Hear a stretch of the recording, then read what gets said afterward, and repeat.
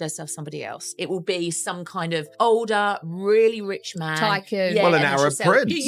You watch. Harry just can't give her anything else anymore. He served his purpose. His purpose is over, and they're no longer aligned in purpose. So for her, it's time to move on. Obviously, she can say, well, look, I'm needing professional investment or all of that type of thing. But Burrell's suggestion and your suggestion seems to be also if something romantic presented itself. She will take her royal kids who can still go by prince and princess and find the billionaire, like you say, who actually will just keep her in the manner to which she'd like to become accustomed. She doesn't want a pauper. She doesn't want another pauper Angela like Harry. That he's not rich enough for her, okay? It gets trickier because these billionaires can sense one thing. When you're not looking for a partner, you're looking for a solution. I think she's been after people who are extraordinarily rich for quite a long time now. And I don't know whether they're not interested in her or she hasn't fancied them, but she's still hanging on to Harry because she can't find the right person. A startling royal moment plays out on television, and the host wastes no time going straight for the explosive claim. I know for a fact there have been meetings with billionaires in Los Angeles. Meetings, not parties, not red carpets. Meetings. The statement grabs attention. Sitting there, listening to every word, is the woman who wrote Prince Harry's biography. She spent 2 years getting to know him, and everything she has written has been positive. Yet she doesn't challenge the host. Instead, her response makes the situation sound even more surprising. Angela Levin claims Meghan has spent time trying to build connections with wealthy men.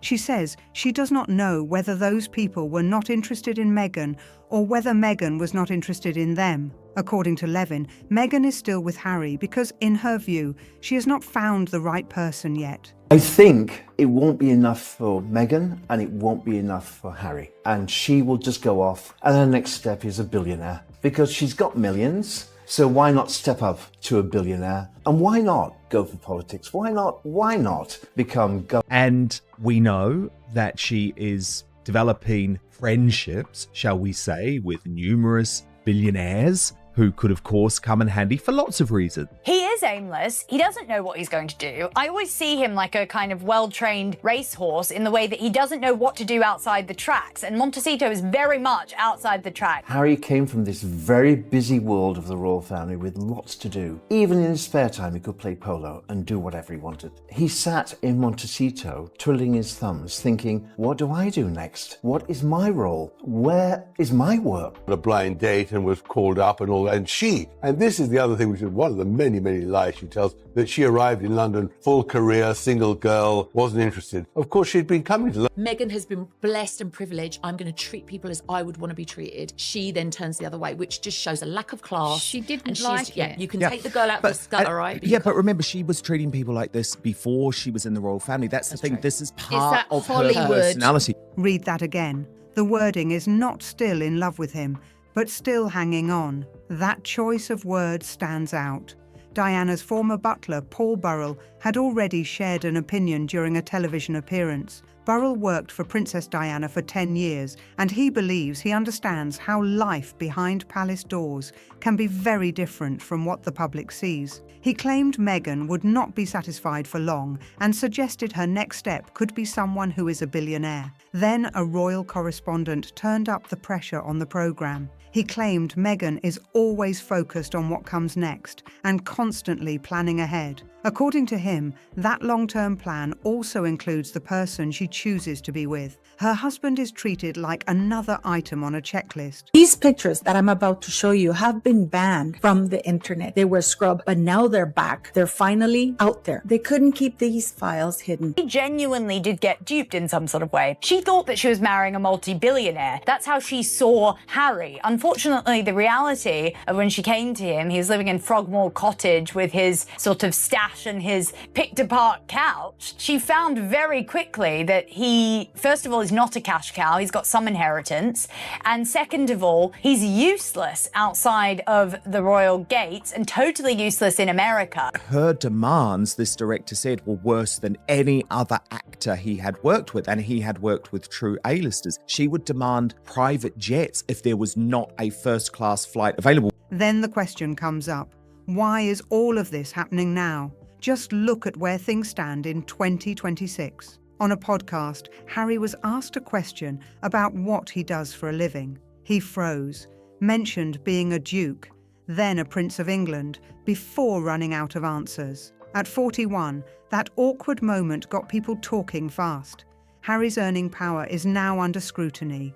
He reportedly received $50,000 to speak at a property conference. But when he and Meghan first arrived in California, reports claimed he could earn around $1 million for a single appearance. That's the contrast. Reports suggest the royal family remains tense. The king does not want him back according to those claims. The Queen feels the same way, while William and Catherine are said to have no interest in bringing him back. Ingrid Seward, who has covered the royal family for decades, gave her view in one memorable quote. Meghan has got to hang on to Harry, she said. And he was like, are you kidding? Who Like, you are think you? our small production has the ability to fly you on a private jet? Like, you're nuts. But That's how she she thinks she's thinks. Beyonce. She She does. thought she was Beyonce then. you Yeah, know, yeah, and yeah. then she is a social climber and she wanted to marry. I just thought this woman is really doing something quite dreadful to Britain, and Harry has fallen in love with her in a ludicrous way and has gone along as her accomplice. May 19th, 2018.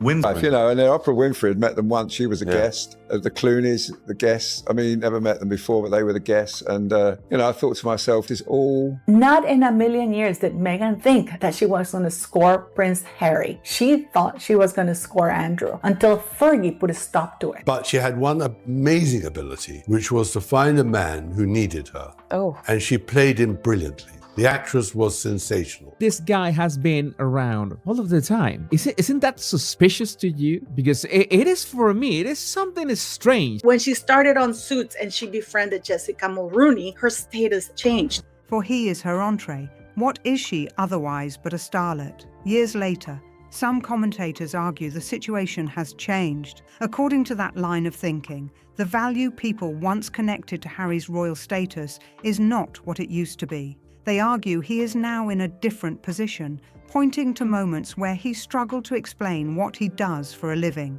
So the question these commentators raise is, what happens next, and what move comes after that? To understand where this story could end, look at how it supposedly began. According to this version of events, it wasn't driven by love at first. Instead, it started with a long-term plan already in motion before Harry had ever heard Meghan's name. Then she arrived in London and everything began to unfold. Those aren't presented as my words. You know, this is what Meghan has been doing. She's a piece of Klingon, like she clings to somebody who can get her there. So Meghan manages to befriend one person of a very popular group, and then that person introduces her to the others. And because she's being brought in by somebody they trust, she's welcomed in. And that Meghan was really trying to kick Jessica out of her life is a bit surprising. This was a woman whose children played a prominent role in your wedding just 2 years before. Meghan dumped her and seemingly has never spoken to her, never spoken about her. And the reason, according to reports, that Meghan wanted Jessica out of her life is quite silly, you could say. She has used the British people to make her famous. She's used the and then royal she's family. used, and now she's dropped them to keep her relevant. And no wonder she's so hated. And do you know what? It is not going to end well for her. It is not going to end well. And do you know what? I actually get so angry when I think about her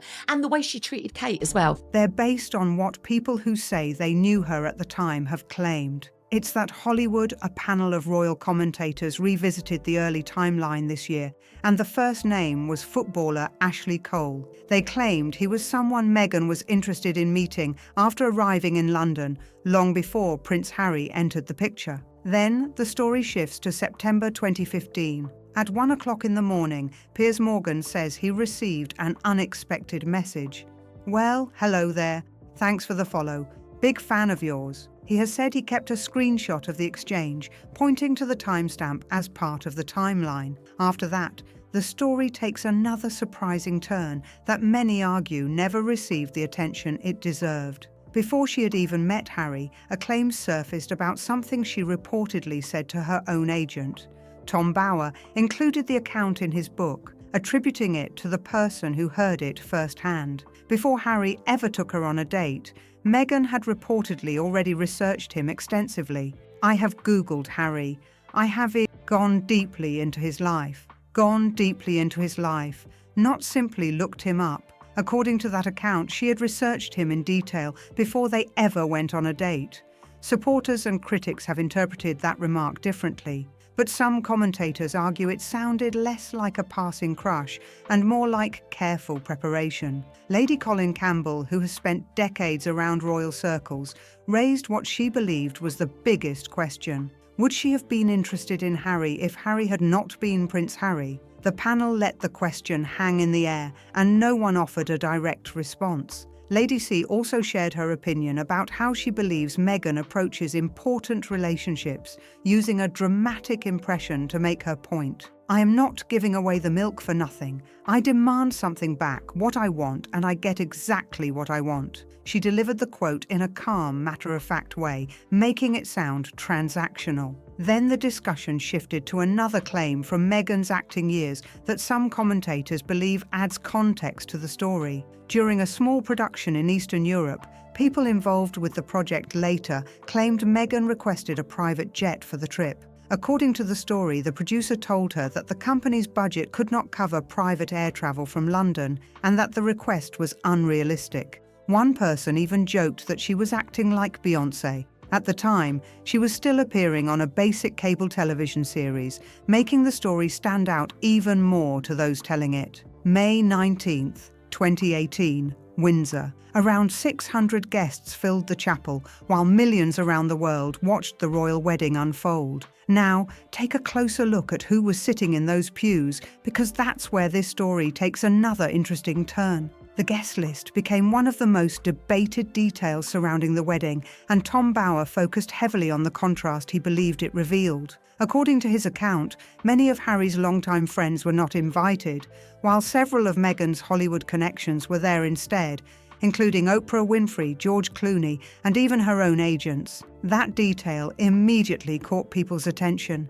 Tina Brown, the former editor of Vanity Fair, looked at that same guest list and offered an even sharper opinion. In her writing, she argued, those guests were not a picture of the friends Meghan had. They were a picture of the friends she wanted to get. That quote sparked plenty of discussion. According to Brown's interpretation, the guest list reflected future ambitions as much as existing friendships. To her, it was an unusually bold move that stood out just as much as the royal wedding itself. And when you look at the names involved, it becomes easier to understand why commentators kept returning to that particular detail. They weren't simply famous people attending a wedding. They represented entertainment, media, business, and international influence. For critics of Meghan, the combination appeared significant.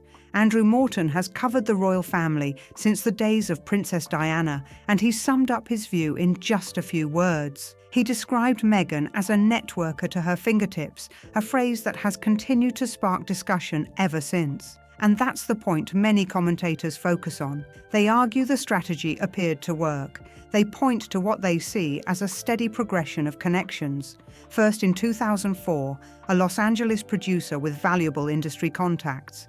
Then, in 2012, Marcus Anderson, the influential figure known for deciding who got through the doors at Soho House. According to this account, that connection eventually led to Jessica Mulroney, whose family also had high-profile political ties through her father-in-law, a former Prime Minister of Canada. Then came 2014 in Dublin. Meghan, who was known at the time for her role on a basic cable television series, appeared as a counsellor at the One Young World Summit alongside well-known figures, including Kofi Annan, Bob Geldof, and Mary Robinson. It was a lineup that certainly caught people's attention. Some commentators point to moments like this as part of a steady upward path over the years. They connect the dots and invite viewers to decide for themselves what the pattern might mean. Right. So here's the question many people raise. If someone is said to move on from relationships once they no longer see a benefit, you would expect a long trail of former connections behind them. According to this account, there are 6 examples spread across roughly 30 years, and the claim is that none of those individuals have ever even been in the same room together. Critics say that is precisely what makes the alleged pattern so interesting. They argue that the individual relationships may look ordinary when viewed separately, but appear different when placed beside one another across a longer timeline. Supporters, however, could interpret the same history as nothing more than an ambitious person building friendships and professional contacts throughout different stages of her life. Either way, the competing interpretations leave viewers with a much bigger question about what those connections actually meant. Ninaki Priddy, who has said she was Meghan's best friend from the age of 2 and later served as a bridesmaid at her first wedding, described what she believed was a clear pattern. According to Priddy, once someone was no longer part of Meghan's life, communication could suddenly stop. One sentence in particular has continued to define how Meghan's early relationships are discussed. She summed up her perspective with a quote that many people have remembered. "There is Meghan before fame, and there is Meghan after fame." That statement has remained one of the most talked about claims from those who knew her early in life. Lizzie Cundy, who knew Meghan in London before her royal relationship, shared her own view of what those years were like. "People served a purpose," 'tis how she described it, suggesting that once one chapter ended, it was time to move on. Millie McIntosh was even more direct, saying simply, "She cut me dead." Gina Nelthorpe-Cowan, who worked as Meghan's agent in the UK for 2 years, spoke from a professional perspective rather than as a friend. According to her, Meghan often seemed focused on moving toward bigger opportunities, but she also described another detail that in her view made the story even more striking. Years later, they ended up in the same room again, but Gina Nelthorpe-Cowan says she was not acknowledged. It was managed, she claimed, suggesting the situation was handled in a way that led Harry to come over and speak with her instead. That account quickly became a talking point. London publicist Nick Eade shared a similar experience. He said he had introduced Meghan to influential people and helped her enter circles she might not have reached otherwise. Later, he joked that he experienced what he called the Piers Morgan treatment, and that naturally brings the story to Piers Morgan himself. Piers Morgan has said that Meghan sent him a message at around 1 o'clock in the morning, but after she met Prince Harry, he says he never heard from her again. "She ghosted me," is how he describes it. That claim has become one of the most frequently discussed parts of his version of the story. At the same time, no single account proves a broader pattern on its own.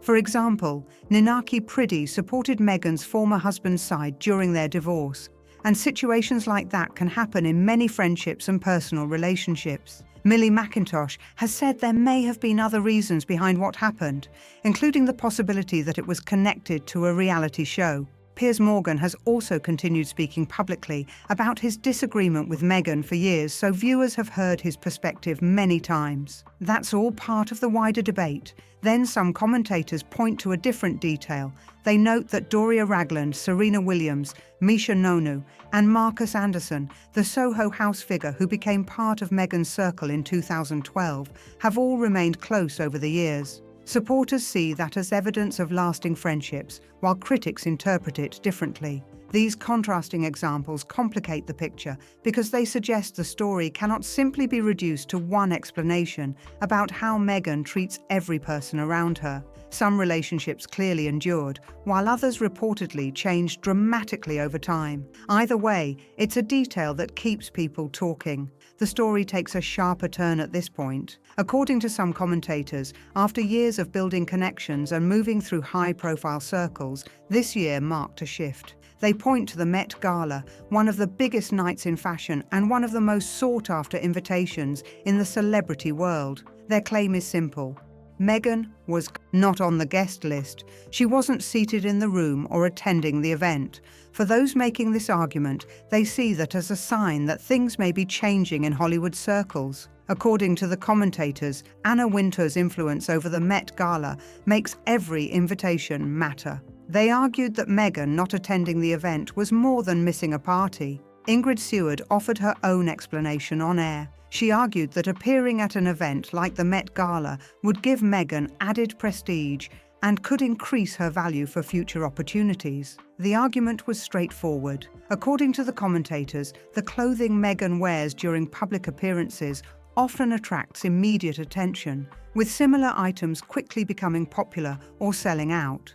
They claimed much of that interest is tied to the royal title associated with her name, but that was only the first point they wanted to make. The next example, they argued, is even more surprising and takes the discussion in a completely different direction. The discussion then turned to another claim involving the Met Gala's hosts, Jeff Bezos and Lauren Sanchez Bezos. According to reports discussed by the commentators, Lauren had tried to build a friendship with Meghan years earlier and invited her to several events. They went on to claim that those efforts were not returned, and even referenced reports alleging Meghan privately described Lauren as trashy. According to the commentators, moments like that can leave a lasting impression. They argued that Lauren chose to step back after those reported interactions, leading them to question whether an opportunity had been lost. In their view, it was a surprising twist given the speculation surrounding Meghan's social ambitions. The discussion then widened to other well-known names.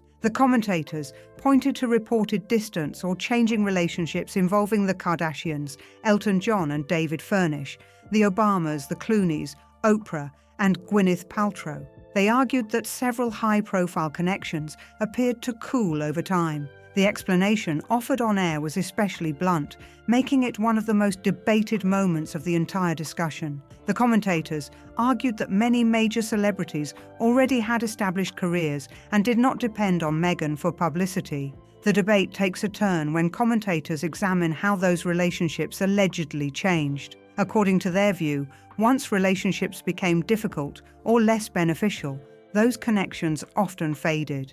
They suggested public image shaped those dynamics. To support that argument, they pointed to Meghan's Netflix series. Despite the large production, several famous names people expected did not appear. They highlighted the absence of Elton John, the Obamas, the Clooneys, and Serena Williams, and argued that the guest list reflected her Hollywood standing. The commentators contrasted reports of meetings with wealthy figures in Los Angeles with claims that some connections never developed further. As Lady C puts it, Meghan never misses a chance to make a connection, a remark that has become part of the debate. They also pointed to an incident in Jamaica, claiming Meghan approached a group she had never met at a club and introduced herself. They presented that moment as another example. The group had no idea who Meghan was. The group was reportedly so surprised that they later called a friend of Lady C's to understand who she was. The reaction afterward was, "Who on earth was that?" They claimed the group included several very wealthy people, which explained why the interaction stood out. They also emphasized that this reportedly didn't happen at a summit or glamorous gala, but while people were on holiday, relaxing in the sunshine with friends and loved ones. Before anyone starts feeling sorry for Harry, the discussion took a different direction.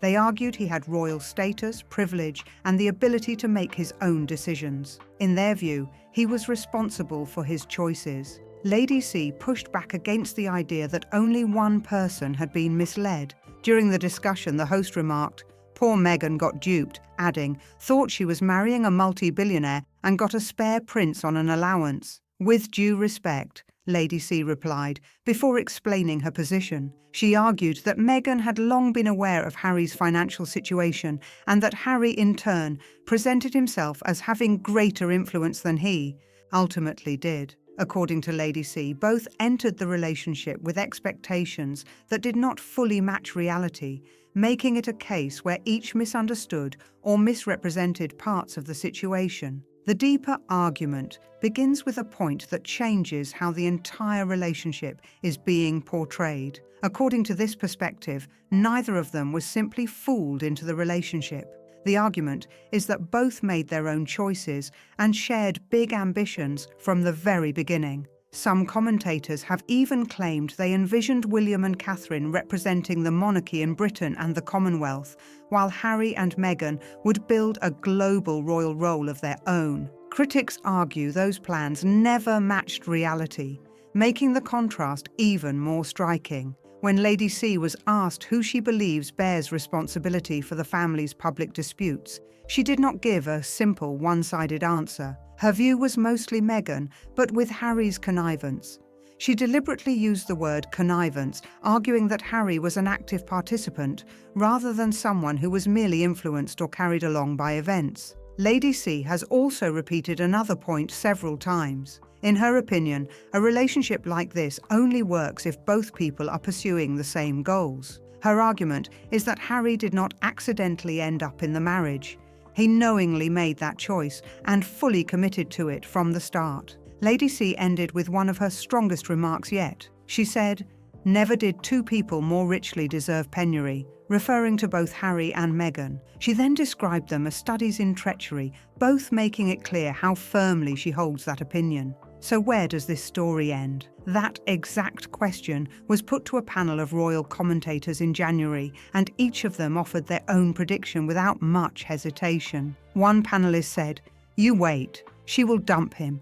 She will drop Harry and move on and find herself somebody else, and it will be some kind of older, really rich man." According to the discussion, no one on the panel challenged that opinion. Another commentator summed up their overall view in a single thought, arguing that even after luxury homes and major business deals, it was never enough. Now let's be clear about what this actually is. There have been no public filings, no official petition, and no confirmed legal action. What has caught attention, though, is that several well-known royal commentators, including Harry's biographer, Princess Diana's former butler, a royal correspondent, and Lady Colin Campbell, have all expressed broadly similar views during the same year, even if they disagree on the timing. That distinction matters because the discussion is not presenting a settled fact about what will happen next. It is presenting competing interpretations, predictions, and opinions from people who have followed the royal story closely.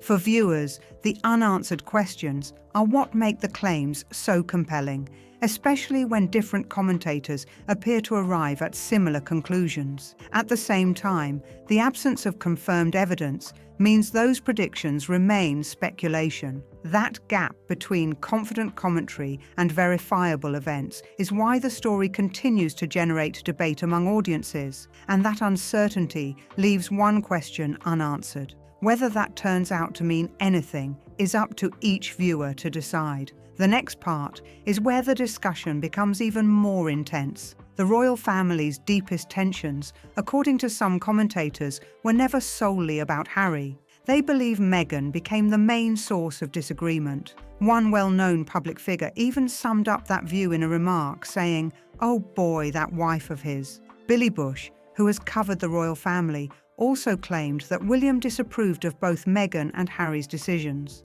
Angela Levin, despite being openly critical of the marriage, has continued to describe Harry as a man who was entrapped. That remains a central debate today for many viewers right now. Lady C also explained why, in her opinion, Harry would not be welcomed back into the royal family. She argued the concern centered on trust and unpredictability, claiming that many people viewed him as unreliable. She also alleged that Meghan had a strong influence over his decisions, using harsh language to describe that belief. During the discussion, the host stepped in to add an important clarification, saying, "That is all. Alleged and we don't know." According to the commentators, most criticism is directed toward Meghan, while they believe there is a path for Harry to rebuild relationships. Lady C even offered direct advice, saying Harry would be well advised to get out, adding that the going is still just about possible. The panel then speculated about what Harry might do next. Their view was that returning to England could mean admitting others had been right about decisions, something they believe he would be reluctant to do.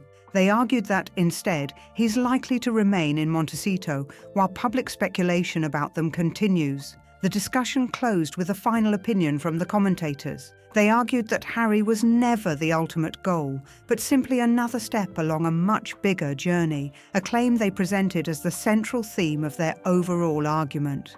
Now, it's your turn to weigh in. After everything you've heard, where do you stand?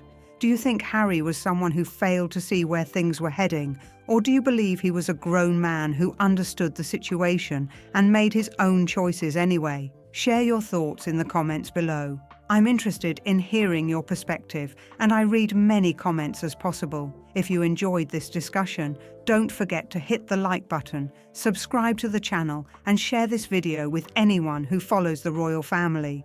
Your support really helps the channel grow, and I'd love to hear your take on this story.